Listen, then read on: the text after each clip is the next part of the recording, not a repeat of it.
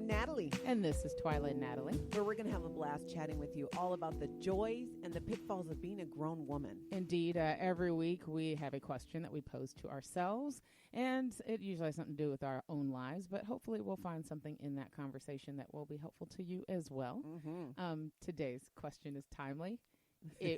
I didn't come up with a question, but it certainly fits. For the record, Twilight did not come up with a question. It certainly fits my life.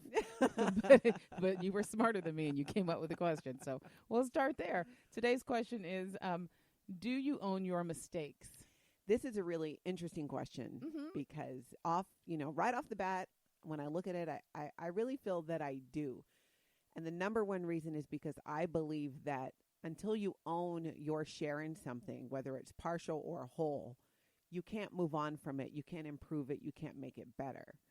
And I learned this. I feel like I came to that kind of later in life because you know how you catch your kids doing something? Oh, yeah.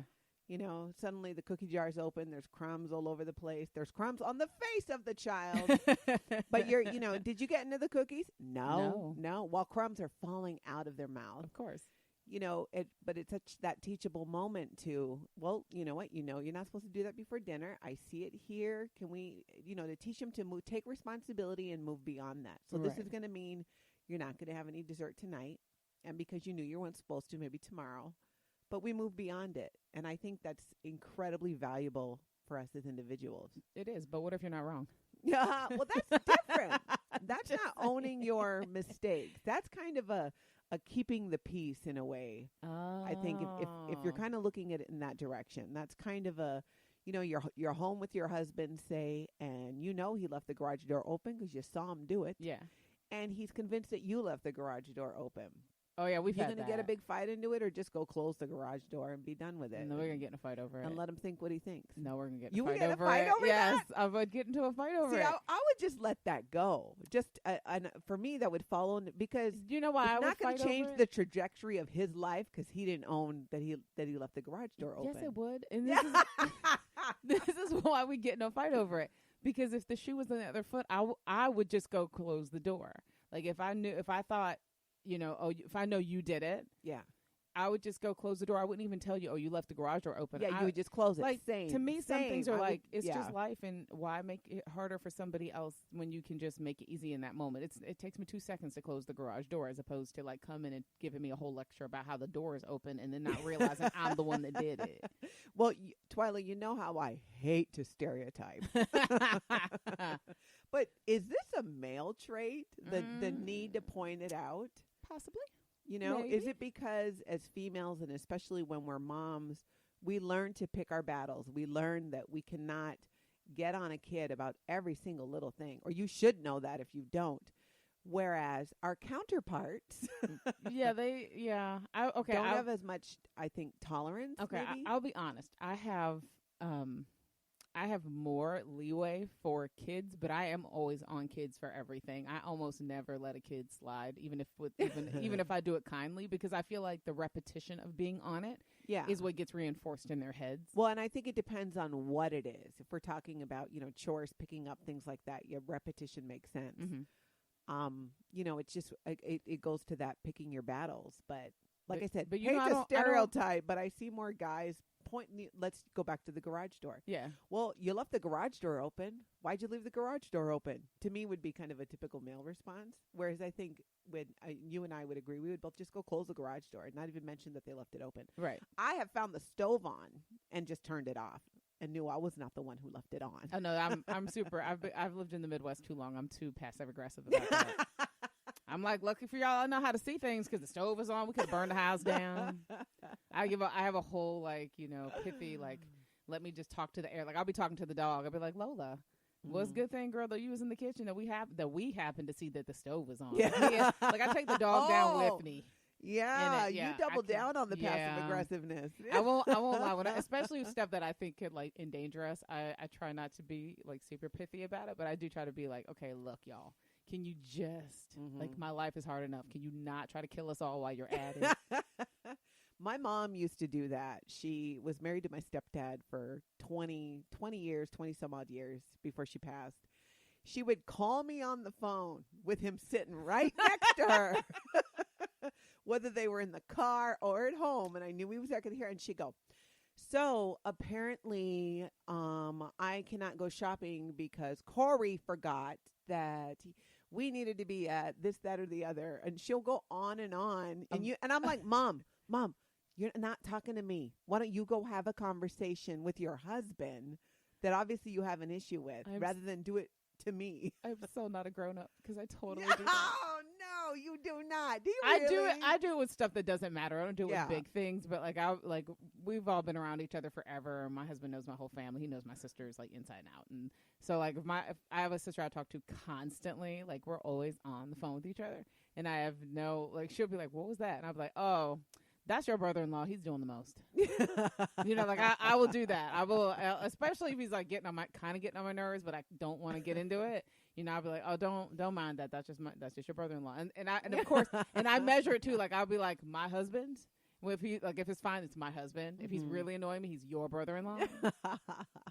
Or if he's really annoying me, I'll be like, my children's father is doing a lot right now. I will have to call you back.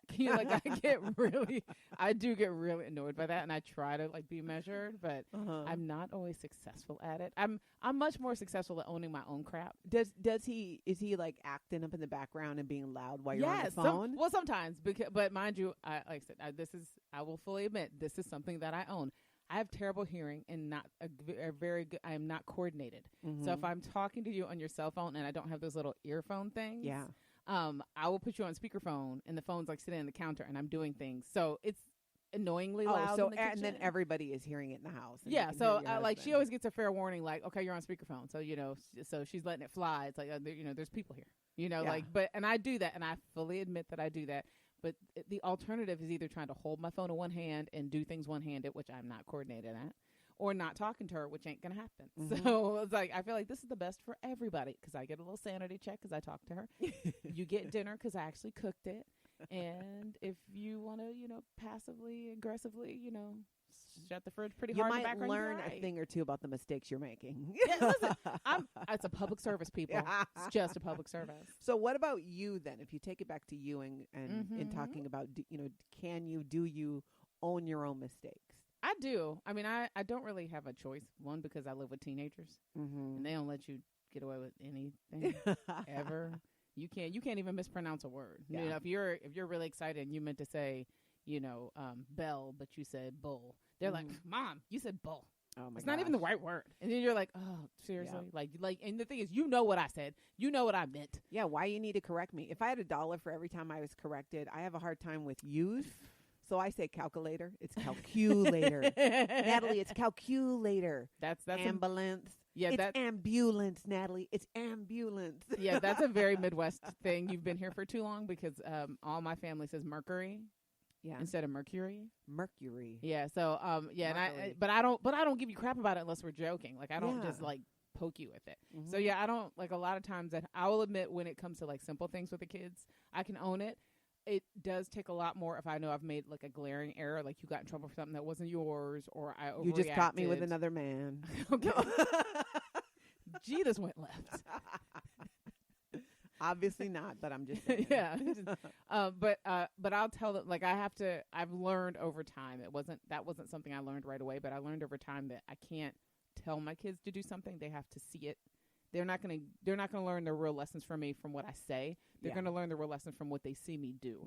So if they see me make a giant mistake and I've punished you for something, or I've yelled at you for something and it wasn't your thing, or I snapped at you when I was really mad at your dad, whatever it is, I have to make sure at some point, and I never do it in the moment because in the moment it's not genuine. If I'm mad at you and I make a mistake and I go, okay, well, I didn't mean that, I was mad. Yeah. It's not, that's disingenuous. Yeah. So I make sure when it's quieter later, when we have a chance to sit one-on-one. Yeah.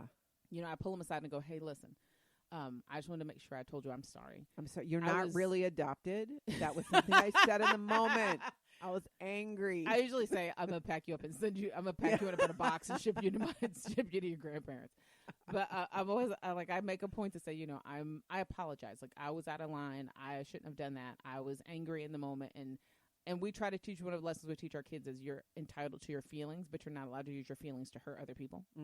And so that's a very clear line of being able to, so that they have the freedom to cry. That's better than what I used to say. I used to tell my kids, you are entitled to your feelings in your bedroom.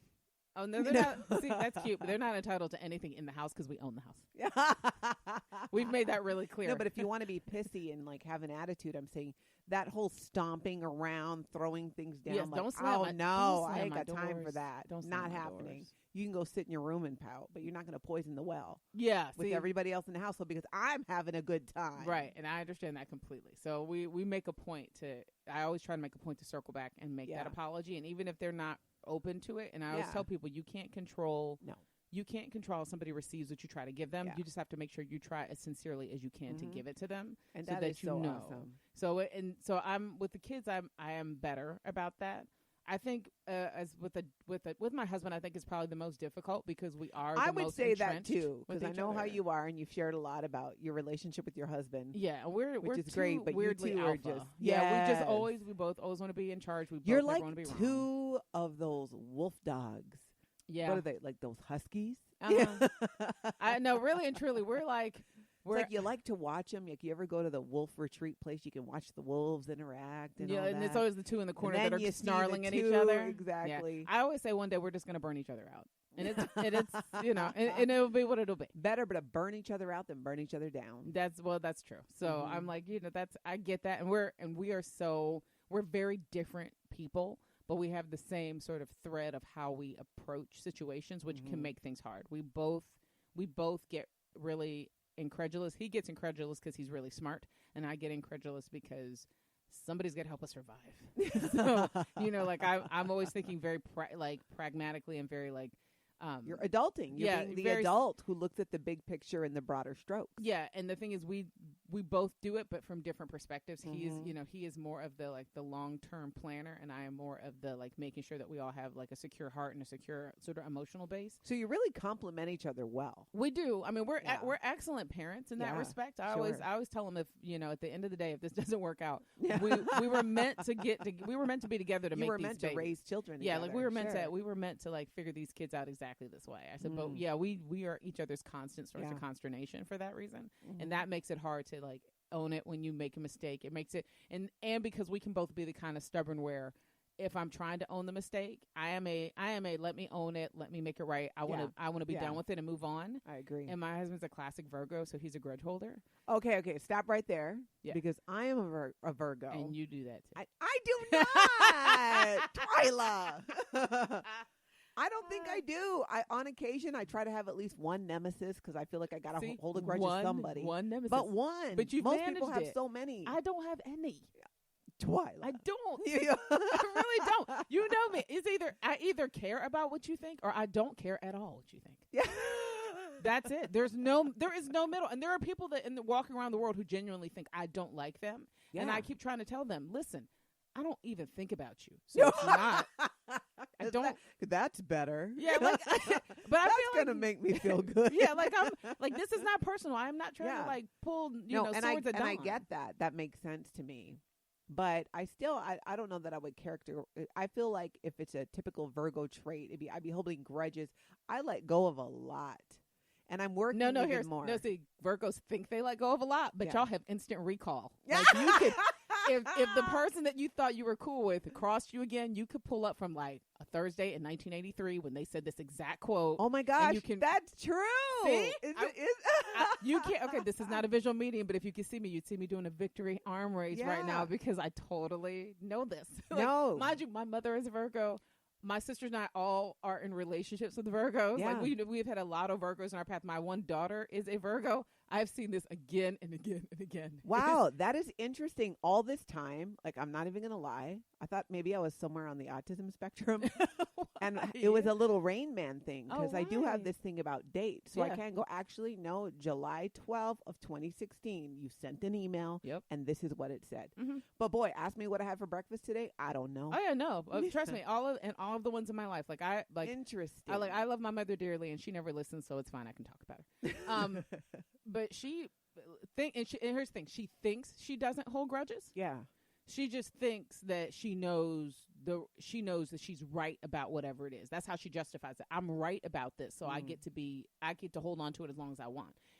I've seen my mother hold 20-year grudges, 30-year grudges, and I've seen my husband hold significant grudges. Yeah. And I always tell him the thing that makes me the most worried. I was like, you're the kind of personality where I said the only thing I worried about getting into a long-term relationship with him is that if he ever felt like I crossed him, he's the kind of person that could hold that forever. You couldn't make a life-altering mistake with him and get past it. Yeah, and maybe that's the difference. Minor mistakes versus big ones. Because now I'm thinking all these times, there was this kiosk at the mall. They screwed me over on this remote control car. And the guy wouldn't give me a new one, even though they were supposed to, because he accused me of driving it off the roof. Because, I'm going to do that. Because I got nothing else to do in my life but run remote control cars off the roof. Yeah, because grown people do that. And I said, you know what? I'm going to stand here in front of your kiosk. I'm a stay-at-home mom with time on her hands. I'm going to let people know that you don't stand behind your policy of returns. Instead, you accuse your customers of putting it off the roof. He's like, you can do that. I'm like, watch this. And then sure enough, people walked up. I'm like, oh, this is a great car, but let me tell you what happened. And I told them. And still, every time, it's been like 9 years, I walk by that place. I just like I said, that is such a Virgo. That is a total Virgo thing to do. But it was an injustice, Twilight. It was an injustice. And if you felt like you've been wronged, particularly when Virgos feel wronged. When I feel, especially when it's an injustice, when it's just wrong. But do you understand that most Virgos think that everything that's done wrong is an injustice? Because they do. The worst thing that was ever invented for my husband was TripAdvisor. Terrible. Because if we go anywhere and he's dissatisfied for 5 seconds, you will get the worst TripAdvisor rating. Oh, see, I won't do that. I give people an opportunity and all that. It has to be really bad for me to do that. Oh no, but that's the thing. In his world, and it's injustice. The rest of us will be like, okay, I'm going to tell the story. Don't tell him I told you. It's that bad. We were on a trip. Yeah, which sidebar, people, when you listen to our show. Yeah, don't be telling our spouses. Don't tell our family members what we said. Yeah, if I get one email from one of my kids, again, Yeah, we don't, they don't listen. And that's, and mind you, that's not an indictment of us. This is our job. So they're not invested in our job this way. My teenage daughter now listens to several podcasts. She's really into them because this is what I do for a living. She has no desire to listen to mine. And I get it because I'm her mom. And so I don't, I try not to put her on Front Street so it never gets back. Yeah, if you live locally where we do and you run into our family members that we talk about, don't say anything. Just leave it. They know. Yeah. So we were on this trip, and the restaurant we were at, the service was just terrible. And it wasn't terrible in that they were just rude kind of way. It was bumbling. We had a new person that was learning how to do their job. And we're on vacation, and that's usually one of the few times where my husband can get out of his own head and not be so focused on how everybody has to be doing things to his standard. But we were in a restaurant, which immediately negates that. so the servers made all kinds of rookie errors. It was taking our drink order, but then forgetting to bring it. And then they were, he was serving the food, but he was putting it down, really haphazardly. Sure. At one point, my husband was eating. There was a plate that was empty in front of us. That was something we were sharing. And the server reached across my husband to get it. Ooh. Okay. Now, mind you, here's how a family that understands a Virgo reacts to this, particularly with my husband. Y'all went, no, because we know better than to do that. We could see my husband go stone-faced at the table. My two daughters looked right down into their plates. Nope. My son looked up at me. We made eye contact oh, man. and then my son's mouthing at me without the words, what do we do? and I'm just doing it on my hand, I'm sitting next to my husband, so I'm doing that thing discreetly with my other hand that's away on the other side of him. I'm eat faster, so we can get out of here. So we are at this point, we know that our job is we need to bring the energy down at the table because he's already at high energy and he doesn't have a lot of it's going to take one more thing, he's going to pop. If you pour water and there's a hair in it, it's on. We know this. And you could see him he got quiet at the table and he was just that's high maintenance. It's got to be exhausting to live with this man in a way. No, but the thing is the thing is especially that what you'll see with a lot of Virgos is they're calm to a fault until they're not. Whatever the thing that trips their trigger, it trips their trigger hard. And this is we know this when we're on vacation. The only thing that trips his trigger hard is bad restaurant experiences because it's an indulgence he gives himself, and he hates when it goes badly. And so we were kind of like, let's all get out of here. Yeah. And at this point, he was so sort of upset about dinner, like it just so went not well, that I kept thinking to myself, oh God, the check still has to come. And the check, it's going to be bad. Like he's he's probably either going to argue with the manager, or he's going to argue, or he's going to, and I was like, you know what, we're not doing this. So I got up to go to the bathroom. I found the server. I said, and the server, mind you, knows he's made a bunch of mistakes. He's like, I'm so sorry. Yeah. I'm like, sir, I said, do me a favor. Can you cut the check? Bring me the check. I said, do not hand it to my husband. Please just bring it to me. Yeah. And he was like, okay. And so he came, he brought me the check. I paid for dinner. Yeah. Which was hilarious because it was like my birthday weekend, so I shouldn't be paying for anything. And then I said, and really calmly, I was like, hey, you know what, you guys, let's head back to the hotel and go hit the pool. Come on. And that's bad because do I ever get in water? No. So I offered it for us to go swimming, no less. I was like, let's go hit the pool and chill out for a little bit. And I told my husband, why don't you go work out for a little bit? Go check out the gym. I'll wrestle up the kids. Go have some you time. So I gave him some, he needed a little downtime to decompress. By the time he came back, he took like an hour or so. He came back, he was fine. Yeah. But in that moment, I said, I know him and I know Virgos. When you know how to manage him, and you're right, I never thought about that either, because I'm that way. I'm very calm. It takes a lot to set me off, but when I break and I go off, it is an epic blow up. You're right. And the problem, and things will be broken. And the real problem with that is in my youth, that was a turn on. Like it was in my youth when he would get that mad. Yeah. Like, and because I think we would both agree on the thing we're mad about. Yeah. And it would just be a total turn on that he wanted to like fix something, or that he wanted somebody. That it was, or I thought it was wrong and he did too, and he's gonna like step in and that is really interesting, because I know in my especially recent years I've really worked to not be that way. Me too. So the blow ups are few and far between these days. I'm just in a different place of where I embrace more calm and. Well, I told you everybody thinks I'm on drugs now. Yeah, you're what? Everybody thinks I'm on drugs now because you're chill. Yeah, because I just don't flip out. Like everybody's like, "What's?" No, really? I think part of it is is growing up and realizing we just don't have time for the drama. And I wish it was true. I'm just exhausted. No, but don't you think too, Twyla, to our topic, part of that is we are quicker to own our mistakes and move on from it. That's so true. We're not going to be, I don't want to argue with you, and I don't want to get embroiled in all this drama with someone, or if I'm having an issue with or a problem. I want to own whatever it is I need to own and learn from it and move on from it. And I think that is a big part of why we're so much more chill now. Well, I mean, yeah, because I think at least a little bit of that for me is just that I've hit an age where I just don't, I say it all the time, I just want more peace in my life. Yeah.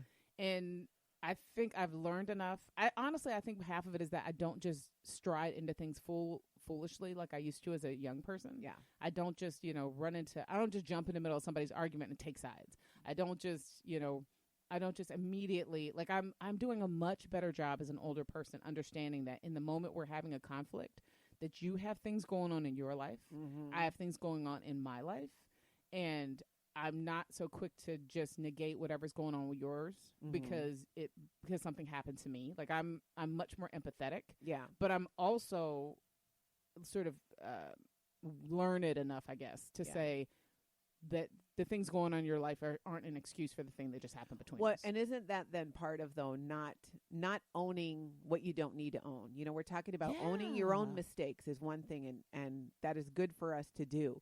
But it's equally important to not take ownership of what is not yours. Okay. Taking on somebody else's upset. That's huge, and that becomes a real I see that play out for me with friends a lot. Mm-hmm. Because the people that are my friends they're like family to me. I always say friends are family you choose. And if there's a problem or a situation, I think I give you like beyond the benefit of the doubt. Like I give you so much room to like just, and I'll say, it's like I saw you spray painting my mailbox, but I know there's got to be a logical explanation for it. So I'm going to let you explain what happened. Well, a thing that I say all the time to people, because I've said it to you, I said to everybody, that you never have to apologize to me for life happening. You never have to tell me if we had a lunch date and it got canceled, or we were supposed to talk, or we were supposed to get together for something and at last minute you couldn't do it. You never have to call me like, oh, I'm so sorry, Twilight. Just say, hey, girl, I'm sorry. I think something happened. Or, hey, can we reschedule for another time? I'm always the most accommodating because I understand that life happens, and I hate that we as women get so caught up. I hate that we get caught up in feeling guilty over things that shouldn't matter because you should reserve what you need, in your emotional energy store for when big things happen. Like, you couldn't. And that's why I always tell people, whether I talk to you, every day or I haven't talked to you in 2 years. If you're my people, you're my people. Yeah. You don't need to worry about that. Yeah. You don't have to call me in 2 years and go, I'm so sorry I haven't talked to you forever. Just call me and go, girl, how are you? Yeah. Like, I miss talking to you. That's all you have to say. You don't have to explain your life to me. It's okay. So then, and that's the thing, because I give you so much leeway as a friend, when you make the mistake and then you don't own it, it's like, look, I don't have anything else I can explain to you here except that I have given you every single opportunity to, in as guilt-free a way as possible, just own your stuff. Yeah. Like, I own my stuff, but you've got to own your stuff. Yeah. And that's part again of not taking on somebody else's, negative feelings or whatever their part in it was. Yeah, I used to do that. I used to take on somebody's other people's things. Yeah, or if they were upset, I thought, oh, it must be me. What did I do? I must have done something because he's upset. See, that's cute. I never do that. Yeah. I told you. Very non-Virgo like of me. But years ago, in, past relationships, I just thought, well, he's upset. It must be something I did because it's always my fault. So it's just a horrible, completely wrong way of thinking. See, I used to be so middle kid selfish that something would happen right next to me. And I'd be like, I didn't do that. What? Yeah, I would immediately know it's not me. And then I would immediately, disconnect from whatever's happening there. I'd be like, your stuff is messy. You need to go straighten up. Bye, Felicia. Right. Call me when you get your stuff back together. And then I did, that. The empathy piece for me was a very difficult thing to develop. Me as well. I always had a very specific empathy for, the difference between right and wrong, but I didn't always have everyday empathy, which I think is a very different thing. Yeah. Like being able to sort of be in the trenches with somebody when they're hurting or, even if you can't fix it, to understand where somebody's coming from. Yeah, or understand that sometimes mistakes happen. And when you're in the simple everyday life things, okay, so the line's longer at the grocery store. Don't roll your eyes and throw your head back. This is not a problem, people. So it takes you extra longer to find a parking place at Target. These are not things to be getting stressed and upset about. Right. And I think that's part of the growing up process is when you can learn to just sort of, I always say when I can't figure it out on my own that way, I try to take myself out of the equation, so that I'm like, you get mad when you're at Target and you can't find a parking space. So can you do yourself a favor? Either go early or park at the back. Yeah. Like those, you have options. Exactly. You should exercise said options. Yeah. And then, so it's, it's little stuff like that. Like I get mad, like the best thing the grocery store ever invented was the self-checkout line. Sure. Because then I never get mad at that poor senior citizen who's writing an actual check in 18. And it's like, that poor lady's just trying to write her check because she decided at 65 she's not doing this computer thing y'all do. Yeah. And I'm standing by her with my debit card and like a handful of bananas. Like, oh my goodness. But you have, I think you have to start learning, like, there's something that you can do. No, and those things just don't matter in the grand scheme now. No. It's like your health, people you love and care about, life or death situations. That's something to worry about or to get, upset or riled up about. But those other things, no. And that again is part of the two sides of owning your own mistakes and also, not taking it on. Maybe a clerk had a bad day. They shouldn't be having a bad attitude because of it. But you also don't know what's going on in their life. They could have a sick kid. It's just something tragic could have just happened. Not that it excuses it, like you said. Right, but you can have more empathy in the moment. You have more control. empathy. You don't need to. Everything does not need to be perfect all of the time. Yep. Now, a lot of times it is, and I have a saying for that. I'm going to give you an example. Uh-oh. You're probably not going to like how I word it, but you can bleep it out later otherwise. So I had a 30-minute drive in today to the studio. Okay. I did not hit one red light. It was green lights down a giant stretch of road with I don't even know how many red lights. The opportunity for red lights were crazy. And if you've ever had this happens to me because I pay attention to it. And I'm in the car and I'm like, oh, green light. Oh, green light. Then by the third one, I'm like, oh, green light. I might make it the whole way. I mean, you would think I just was on got called up on The Price is Right. You know, I get so excited about it. And when it just happens and it's smooth sailing and no traffic and green lights and it's just this wonderful opportunity, whatever it is, I call that is when the universe is spreading its legs for you. And that happened to me this morning, coming into the studio. And I've had a lot. Yeah, but Twyla, seriously, I've had a lot going on. And to me, it was the universe's way of just opening those legs up and going, Natalie, it's all yours. Just ridiculous. But it's true. I've heard you say that before. Yeah. I've heard you have that. But it's a great metaphor. I mean, it's a metaphor. I'm going to get T-shirts made. Yes, you are too. Yes, you are The universe is spreading its legs for me. Like when things are working out. I just want to walk around the Mall of America with you while you wear said T-shirt. That's all I want. I only want to just one small pleasure in life. Somebody will take issue with it somewhere. And I just want to be there when it happens. That's what you try to explain that away. And just make it make sense. And I know I'm the only one saying it because every time I see it, people look at me like, that's why you should trademark it. What? You're right. No, I know. It says it you. Once again, I gave away my $1 million idea. No, you didn't. No, you didn't. We got time before this airs. Oh, that's right. We're good. Trademark it. You're good. So, but point being, embrace those moments as well. Yeah. Now, I guess I have one other sort of small question within a question before we wrap it up. When you own your own, mistake, how do you go about? Is there a process? Is it enough to own it internally and go, "I'm wrong" in my head, or do you actually have to do something outwardly to the world or other people to make it right? I most of the time I automatically feel I need to do something outwardly, and actually I do it to a fault and I do it too much. Okay. I'll like drop my purse and spill everything at the counter as I'm trying to check out of the grocery store and feel the need to not just apologize. It's so sorry. You see, I left the house late because I burnt my hair with a curling iron, and that, it's just like, shut up. Yeah. One thing I'm really working on in my life is to just shut my mouth. Don't overshare. Okay. Because now it works really well to do what we do for a living. Yes, to be an true. oversharer. We have a space for that. But my bank teller doesn't want to know about my vagina. I'm learning these things and really working on that. So I'm really trying to look at it. But in most situations for me, I feel it warrants a conversation. Okay. And it depends on the setting. If it's something work related and I can fix it without throwing myself under the bus, I'm going to. Okay. But if it's a direct thing of, hey, why didn't this get done or what happened here, then I do feel the need to say, you know what, I made a mistake and here's how I'm going to take care of it, or here's how I took care of it moving forward. Okay. That's fair. What about you? That's fair. You just lie. I'm the middle kid. What do you expect? No, I think for a long time I used to think in my head, like, if I made a mistake and it was a small mistake, I would do the thing where I would beat myself up over the mistake, even if I didn't acknowledge it.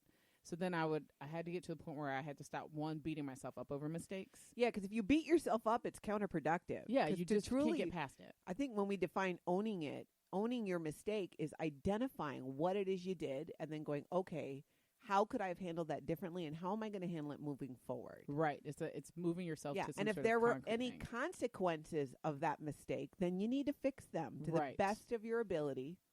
And I think that's part of it. When you beat yourself up over mistakes you make, you have a tendency to try to overcompensate for the mistake that you've made. And then you're telling bank tellers about your vagina. Well, no, like in my case, then you're like, then you're like, okay, I guess I should do all the laundry. Because I made this one mistake, but I feel a little guilty because I made the mistake. And part of that is because if sometimes when you don't own your mistake, the guilt of it kind of eats at you, and then you wind up doing other things that really don't. And there's nothing wrong with making amends, but you're right. You got to temper that, and it should be in a direct relation to the damages that you caused. Right, exactly. It should, you need to address it. Like, people need to hear. Yeah, it shouldn't be, I barely bumped my neighbor's bumper and I'm going to go buy him a brand new car. No. Right. See, and in our lives, it's kind of like my husband and I will do something, at least early in our marriage, we would do something stupid to one another. Like, we'd say something dumb or we'd hurt each other's feelings. And instead of coming back and saying, I'm sorry I hurt your feelings, we'll do the passive aggressive, I made you breakfast the next day.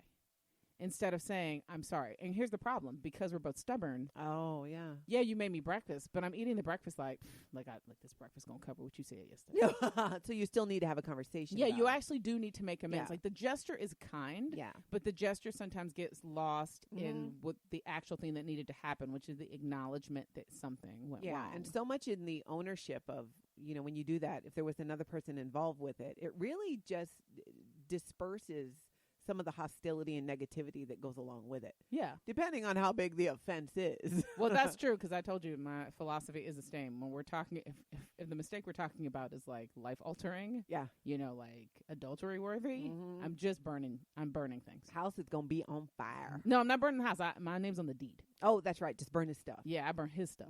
Like, I full Angela Bassett stuff Waiting in to car. exhale. Yeah, in the driveway. Bye. It's all going. That's understood.